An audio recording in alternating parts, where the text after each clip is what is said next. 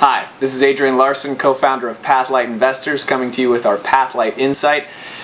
And this video will be shown right about the time that we're electing a new president, so I wanted to actually bring to light Senator Tom Coburn of Oklahoma and his annual waste report.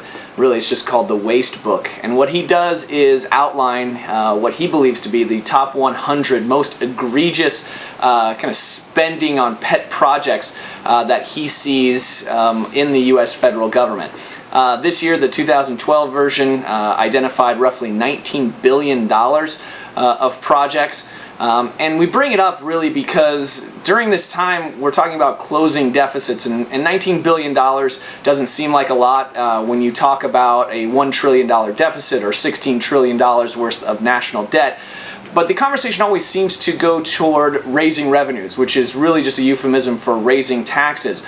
And if programs are allowed to expire, the Bush tax cuts are allowed to expire for people making over $250,000 a year, that really is only going to save the U.S. only $100 billion. It's going to raise an extra $100 billion of revenue.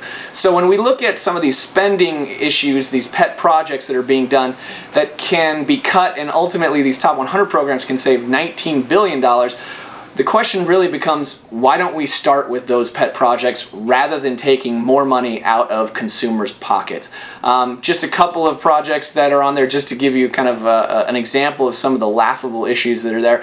NASA spends $1 million a year to taste test food for manned missions to Mars. We don't have any planned manned missions to Mars for a long time, so $1 million a year can probably be better spent on other projects or just simply used to cut down the deficit in general.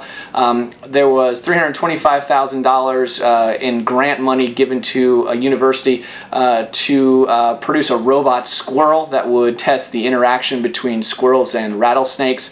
And also, when you look, there's a $650,000 project to refurbish a covered bridge that's in Ohio that is not even connected to a road or trail. Nobody can actually use the bridge. And when the engineer submitted his proposal, he said, well, the money's in the transportation bill, and if I didn't use it, somebody else would. So this is the mentality that we have to change. Let's go ahead and look toward this wasteful spending that we can go ahead and cut, rather than talking about simply raising taxes on people.